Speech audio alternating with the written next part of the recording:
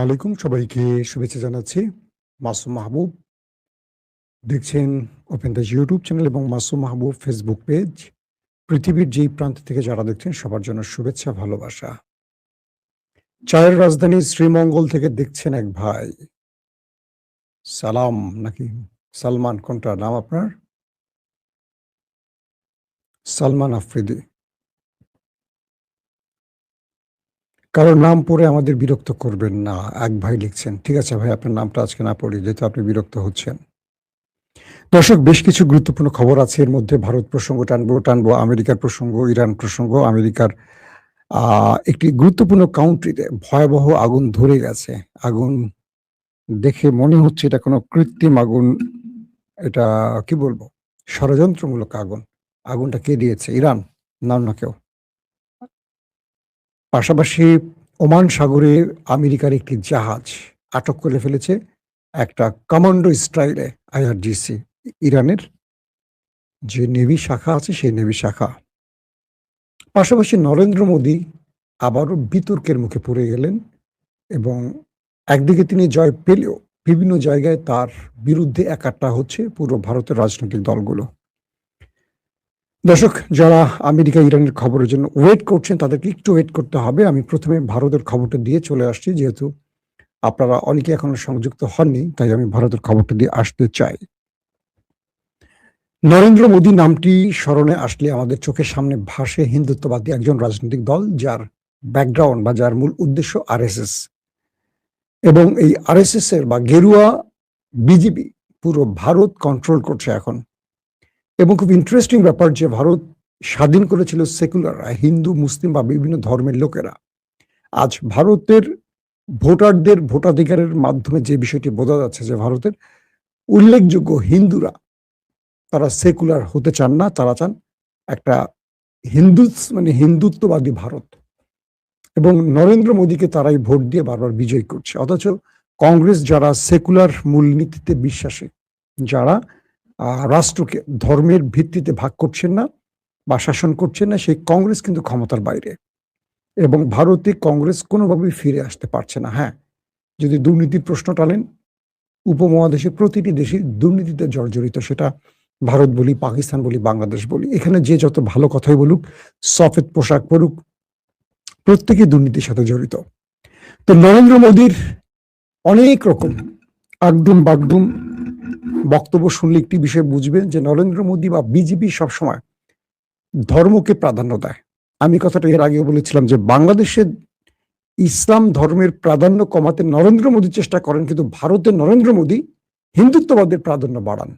তার মূল নীতিটা হলো ভারত শাসন করবে হিন্দুরা, আর হিন্দুরা এখানের কি বলবো মালিক হবে আর মুসলমানরা হবে কি রিফিউজি। সেই নীতি দিয়ে চলছে। সর্বশেষ পশ্চিমবঙ্গ দখল করেছে নরেন্দ্র মোদীর বিজেপি। কারণ কি? তৃণমূল খুব বেশি ভালো বা খারাপ সে বিশ্লেষণে না যায়, কিন্তু তৃণমূলের চেয়েও কি বিজেপি ভালো, এই প্রশ্নটা করাই যায়।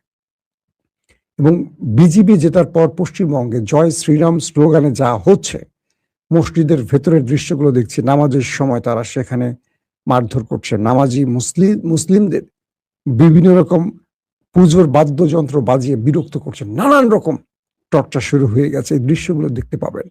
তৃণমূলের পার্টি অফিস নেতাদের উপর মারধর, অপমান, অবদস্থা, জ্বালা অপহরণ নারীদের উপর চলছে। মানে দাঙ্গা হলে যা হয়, ভারতের বিজেপি সেইভাবেই এখন পুরো কি বলবো পশ্চিমবঙ্গকে তার দখলে নিয়ে সেই অরাজকতা চালাচ্ছেন। আচ্ছা, বিজেপির যে ব্যক্তি ক্ষমতায় বসছেন বা মুখ্যমন্ত্রী হয়েছেন, শুভেন্দু অধিকারী, এই ব্যক্তি কিন্তু 5 বছর ছিল তৃণমূলের নেতা।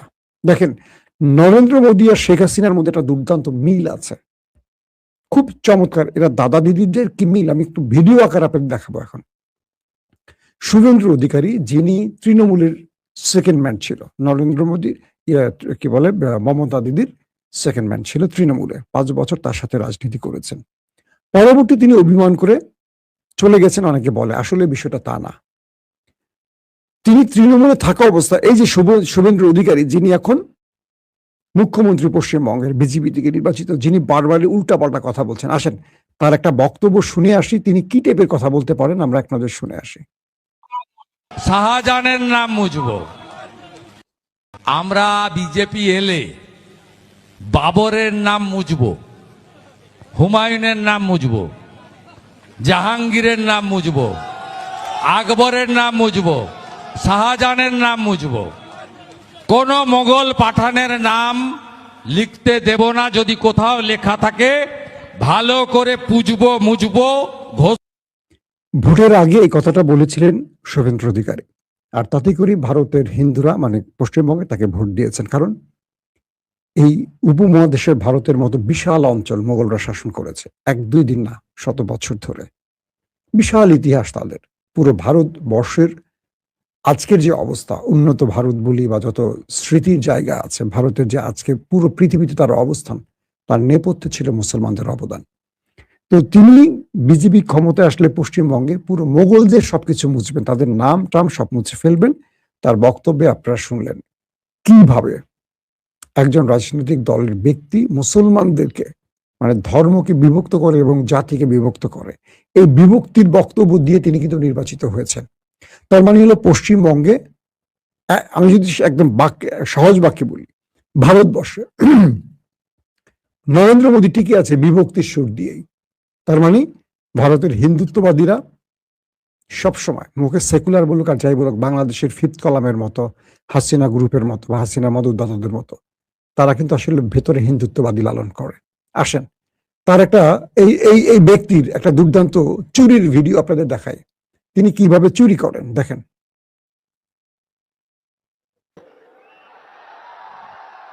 अच्छा लाओ लाओ और ऐसे कुर्ते में रख देते हैं। टीवी पे देखा कि नहीं देखा आपने? और चेहरा कितना भोला भाला था। আমি আপনাদের ভিডিওটা আবার দেখাচ্ছি। এটা হলো বিজেপির একটি ইউটিউব সাইট। ওকে, আপনারা দেখতে পাচ্ছেন বিজেপির। এই শুভেন্দু অধিকারী যখন তৃণমূলে ছিল, মমতা ব্যানার্জির দলে ছিলেন, তখন প্রকাশ্যে তার একটি মানে কি বলবো করাপশনের ভিডিও ধরা পড়ে ক্যামেরায়, সংবাদ আসে, আপনারা দেখতে পাচ্ছেন স্ক্রিনে। তো তিনি প্রকাশ্যে ঘুষ নিচ্ছিলেন এই শুভেন্দু অধিকারী। তো তাকে এই ভিডিওটি গোপনে ধারণ করে মিডিয়াতে আসে। তারপর আমাদের নরেন্দ্র মোদী কি বলছিলেন, তখন এই লোক ছিল তৃণমূলের, মমতার। দেখেন তার বক্তব্যটা শোনেন, পুরোটা আবার শোনেন। 5 लाख रुपीस এই যে এগুলো টাকা নিচ্ছে कैमरा के सामने আবার দেখেন। 5 लाख रुपीस कैमरा के सामने, टीवी कैमरा के सामने। নরেন্দ্র মোদী বলছেন ক্যামেরার সামনে, টিভি ক্যামেরার সামনে শুভেন্দু অধিকারী প্রকাশ্যে ঘুষ নিচ্ছে, সেটা তিনি তার রাজনৈতিক বক্তব্যে প্রচার করছেন। খেয়াল করেন। कितना लाए हो? अच्छा लाओ लाओ और ऐसे कुर्ते में रख देते हैं। टीवी पे देखा कि नहीं देखा आपने? और चेहरा कितना भोला भाला था। ऐसा लगता था ये तो रोज की आदत वाले लगते हैं।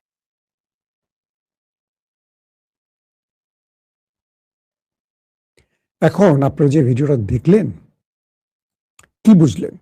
শুভেন্দু অধিকারী প্রকাশ্যে ঘুষ নিচ্ছে, নরেন্দ্র মোদী তাকে নিয়ে ভিডিওতে বক্তব্য দিচ্ছেন, রাজনৈতিক বক্তব্য, যে কিভাবে টিভির সামনে তিনি টাকা নিচ্ছেন, কি ভোলা ভালা চেহারা এইভাবে পকেটে ঢুকাচ্ছেন, এবং তার কাজ দেখে মনে হচ্ছে তিনি নিয়মিত এইভাবে চুরি বাটপারি করে থাকেন। কাকে নিয়ে বলছেন? নরেন্দ্র মোদী শুভেন্দু অধিকারীকে নিয়ে। সেই শুভেন্দু অধিকারী এখন কাদের মুখ্যমন্ত্রী, কোন দলের? এই নরেন্দ্র মোদীর। এই নরেন্দ্র মোদী তাকে বিজেপি নেতা বানালেন, তাকে মুখ্যমন্ত্রী বানালেন। দেখেন ইন্টারেস্টিং ব্যাপার কি হয়েছিল। সিবিআই এই শুভেন্দু অধিকারীর বাসায় রেড দেয়, তাকে পাকড়াও করে। বিজেপি তখন তাকে গোপনে বার্তা পাঠায়, তুমি যদি বিজেপির দলে চলে আসো তোমার মামলা ভ্যানিশ হয়ে যাবে। যেহেতু কেন্দ্রীয় সরকার বিজেপি, শুভেন্দু অধিকারী মমতার দল ছেড়ে চলে আসে বিজেপিতে। তিনি ক্লিন ইমেজের হয়ে গেলেন, সঙ্গে সঙ্গে তার উপর থেকে মামলা চলে গেল। তারপর তিনি বিজেপির নেতৃত্বের হাল ধরলেন এবং মমতাকে হারিয়ে এবার তিনি পশ্চিমবঙ্গ বিজয় করলেন। একজন কারাপ্টেড দুর্নীতিবাজ যাকে নিয়ে নরেন্দ্র মোদী কথা বলেছেন, তাকে আবার নরেন্দ্র মোদী দলে ভিড়িয়েছেন। শুধু এটা নয়, আসামে আমরা একটু ধ্রুবর বক্তব্য শুনে আসি। আপনারা চিনেন একজন ভারতের খুব জনপ্রিয় ইউটিউবার, তিনি কি বলছেন এক নজর শুনে আসি। ईडी सीबीआई ने शुभेंदु अधिकारी पर रेड करी, इन्हें खतरा था कि ये जेल चले जाएंगे, तो इन्होंने पार्टी बदल ली, बीजेपी में शामिल हो गए। ईडी सीबीआई ने शुभेंदु अधिकारी पर रेड करी, इन्हें खतरा था कि ये जेल चले जाएंगे, तो इन्होंने पार्टी बदल ली, बीजेपी में शामिल हो गए। उसके बाद सारे केसेस को रफा दफा कर दिया गया। बीजेपी ने यूट्यूब चैनल से ये वीडियो डिलीट कर लिया और नरेंद्र मोदी ने अपनी बातों को थूक कर चाट लिया। Oh my God! By the way, Assam के चीफ मिनिस्टर हिमंता बिस्वा शर्मा की भी यही कहानी है। पहले वो कांग्रेस में थे, सीबीआई ने उन पर रेड करी, शारदा चिट फंड स्कैम का आरोप लगाया गया। ये आर्टिकल देखो अगस्त 2014 का, और कुछ ही महीने बाद पार्टी बदलकर वो बीजेपी ज्वाइन कर लेते हैं और सारे केसेस भुला। অর্থাৎ নরেন্দ্র মোদী বিভিন্ন রাজ্যে জনপ্রিয় নেতাদের দুর্বলতাগুলো খুঁজতেন এবং তাদের বাড়িতে সিবিআই কে পাঠাতেন রেড দিতে। তারপর তারা যখন ধরা পড়ে যেত, কিছু করার থাকতো না, তখন তাদেরকে গোপনে তার দলে ভিড়াতেন। ঠিক আসামের ক্ষেত্রেও একই কাজ করেছেন। এটা কে বলছে? ভারতের একজন জনপ্রিয় ইউটিউবার। দেখেন তারপরে তার বক্তব্য। दिए जाते हैं। पूरे देश में डेमोक्रेसी का मजाक बनाकर रख दिया। मैं तो कहता हूं जितने भी गुंडे, क्रिमिनल, बदमाश घूम रहे हैं भाई, सब जाके बीजेपी ज्वाइन कर लो, इससे अच्छा मौका नहीं मिलने वाला। अरे दाऊद इब्राहिम भाई, तू भी बीजेपी ज्वाइन कर ले, अंधभक्त तुझे भी अपना नया पापा बना लेंगे। বুঝতে পারছেন? এটা হলো নরেন্দ্র মোদী। এবার আসেন বাংলাদেশের দিকে তাকান। বাংলাদেশে আওয়ামী লীগ, বিএনপি, ইউনূস সরকারের বিদায়ের পর যে দলটি ক্ষমতায় আসে, তারপর সারা দেশে বিএনপির অনুমতি নিয়ে আওয়ামী লীগ প্রকাশ্যে চলে আসছে না। কারণটা কি জানেন? 54 বছর ধরে দেশটাকে লুট করেছে কারা? একটি দল না, 3টি দল, যারা নির্বাচিত ভাবে ক্ষমতা ছিলেন, কখনো সেনাবাহিনী সরকার, কখনো অন্তর্বর্তীকালীন সরকার, যারাই আসুক, সবসময় এরা যারা ক্ষমতায় আসে তারা সবসময় রাজনীতিটা করেন। বিএনপি জামাতকে নিয়ে যতই আন্দোলন করুক, বিএনপির কিন্তু সবচেয়ে বেশি মায়া আওয়ামী লীগের জন্য। আবার আওয়ামী লীগের মায়া কিন্তু বিএনপির জন্য। কেন জানেন? কারণ এরা একের অপরের পরিপূরক। দিন শেষে এরা একে অপরকে ছাড়া চলতে পারবে না, কারণ আত্মীয়তার বন্ধন শুধু নয়, রাজনৈতিকভাবে এরা প্রত্যেকেই মোটামুটি কারাপশনের সাথে জড়িত। হয়তো আওয়ামী লীগ বেশি, বিএনপি একটু কম। দিন শেষে একজন চোর আরেকজনের চোরের ভাষা বোঝে, একজন চোর আরেকজনকে ভবিষ্যতে মাফ করবে, কিন্তু যিনি কারাপশন করেন না, অপরাধ করেন না, যিনি ইনসাফ করবেন, তিনি তো চোরদের আর সুযোগ দেবেন না। বাংলাদেশের যারা সৎপন্থী বা যারা ইনসাফ প্রতিষ্ঠা করবে, যারা লুটপাট করবে না, তাদেরকে কেন আমাদের আমলারা, প্রশাসন, ডিপ স্টেট কেউ চায় না জানেন? কারণ এরা ক্ষমতায় আসলে পুলিশ মাসোহারা পাবে না, এরা ক্ষমতায় আসলে আমলারা হাজার কোটি টাকার মালিক হবে না, এরা ক্ষমতায় আসলে রাষ্ট্রের লুটপাট, টেন্ডারবাজি, দখলদারিতে চলবে না। তাহলে এগুলো চালাতে হলে কি করতে হবে? সবসময় লুটপাটকারীদেরকেই ক্ষমতায় আনতে হবে। তো এই নরেন্দ্র মোদীর রাজনীতিটা এখানেই প্রমাণ হচ্ছে যে একজন শুভেন্দু অধিকারীর মতো কারাপ্টেড লোকের বিরুদ্ধে প্রকাশ্যে কথা বলে তিনি নিজের থুতু আবার নিজে চাটলেন। কিভাবে তাকে আবার সেই দলে আনলেন যাকে নিয়ে নিজে কথা বললেন। চলেন এবার আমি চলে যাচ্ছি আপনাদের ইন্টারন্যাশনাল কিছু খবরে, যেটার জন্য আপনারা অপেক্ষা করছেন। আপনারা অনেকে আমাকে বলেন যে ভাই ভারতের কিছু খবর দেন, তাই দিলাম। হরমুজ প্রণালীর উপর দিয়ে, মানে হরমুজ প্রণালীর যে বিশাল জলরাশি, তার নিচ দিয়ে প্রায় 10 ট্রিলিয়ন মার্কিন ডলারের ক্যাবল গেছে। ইরান নতুন করে আমেরিকাকে আরেকটি বিপদে ফেলতে চাচ্ছে। বলছে যে হরমুজ প্রণালীর নিচে যেই ফাইবার অপটিক ক্যাবলগুলো আছে, ইন্টারনেটের ক্যাবলগুলো আছে, প্রায় 10 ট্রিলিয়ন মার্কিন ডলারের। এখন থেকে নিয়মিত ইরানকে এর চার্জ দিতে হবে, কারণ ইরানের ভূখণ্ডে এই ক্যাবলটি গেছে। অর্থাৎ আমেরিকাকে নতুন করে আরেকটি অর্থনৈতিক চাপে ফেলতে চাচ্ছে ইরান। বলছে আমরা আর তোমাদেরকে ছাড় দেব না, এখন থেকে তোমরা আমাদেরকে এই সাবমেরিন ক্যাবেল বলি বা ফাইবার অপটিক ক্যাবেল বলি বা ইন্টারনেট ক্যাবেল বলি, এই ক্যাবেলের জন্য আমাদেরকে অর্থ দেবে, আমাদেরকে টোল দিবে, আর তোমাদের ছাড় দেব না। ইরান অনেক ছাড় দিছে। হরমুজ প্রণালী তো টোল দেবেই, এখন থেকে তারের ক্যাবেলেরও দিবে, কারণ তোমাদের 10 ট্রিলিয়ন মার্কিন ডলারের তার এখান থেকে গেছে। আচ্ছা, আমরা এটা কেটে দেব। এখন থেকে মেটা, গুগল যারা আছে তাদের উপরও এই চার্জ নাজিল করবে ইরান, এমন একটা আভাস পাওয়া গেছে। মার্কিন যুক্তরাষ্ট্রের হেনরি কাউন্টিতে ভয়াবহ আগুন ধরেছে একটি প্লাস্টিক রিসাইকেলিং প্রতিষ্ঠান। এত ভয়াবহ আগুন যেটা টিভির স্ক্রিনে দেখলে বোঝা যায়। এই আগুনটার নেপথ্যে কারা? কদিন আগে অর্থাৎ যুদ্ধবিরতির পরই ইরানের একটি প্লাস্টিক রিসাইক্লিং সেন্টারে আগুন ধরে। খেয়াল করবেন, ইরানের ভেতরে। এটা ইরান চেষ্টা করে নিভিয়ে ফেলে। হঠাৎ করে আমেরিকার ভেতরে এই আগুনটা লাগলো কি করে? এটার দায় কাকে দিবে, কে স্বীকার করবে? সব চুপ। কিন্তু আগুনের ভয়াবহতা বলে দিচ্ছে এটার পেছনে, মানে এটা প্রাকৃতিকভাবে হুট করে লেগে গেছে, বিষয়টা এরকম নয়, এটা লাগানো হয়েছে। এবং যে দৃশ্য দেখলাম, ভয়াবহ ব্যাপার। ম্যাসিভ আকারে আগুন জ্বলছে এবং পুরো অঞ্চলটা আগুনের কি বলবো আওতায় চলে গেছে। এটি হলো হেনরি কাউন্টি, যেটি প্লাস্টিক রিসাইক্লিং সেন্টারের কথা বলছি। এর কদিন আগে আমেরিকাতে আরেকটি ঘটনা ঘটে, সেটি হলো তেল রিফাইনারিতে আগুন ধরে যায় মার্কিন যুক্তরাষ্ট্রের। এবং এটিও মানে কয়েকদিন আগের ঘটনা এটিও আমেরিকাকে অনেক বড় চাপে ফেলে দেয়। আমেরিকার ভেতরে আসলে চলছেটা কি? এস্টাবলিশমেন্ট অন্য কোনো খেলা খেলছে? কোন উদ্দেশ্য সফল করতে এই কাজগুলো করা হচ্ছে, এগুলো নিয়ে কিন্তু প্রশ্ন উঠছে। দর্শক, ওমান সাগরে আমেরিকার একটি জাহাজ প্রবেশ করে এবং ইরান সেই জাহাজটিতে কমান্ডো অপারেশন করে মার্কিন জাহাজটিকে দখলে নিয়ে নেয়।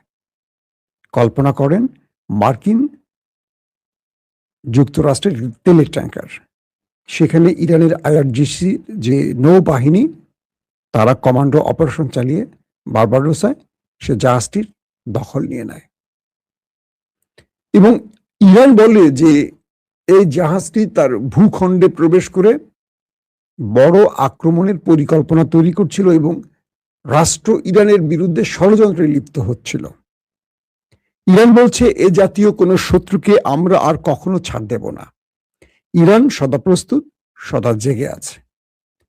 আমেরিকার জাহাজকে, আমেরিকার তেলের ট্যাঙ্কারকে ইরান নিজে অভিযান চালিয়ে তার কমান্ডো নামিয়ে দখলে নেয়ার খবর কত ভয়াবহ, কত বড় আকার ধারণ করতে পারে।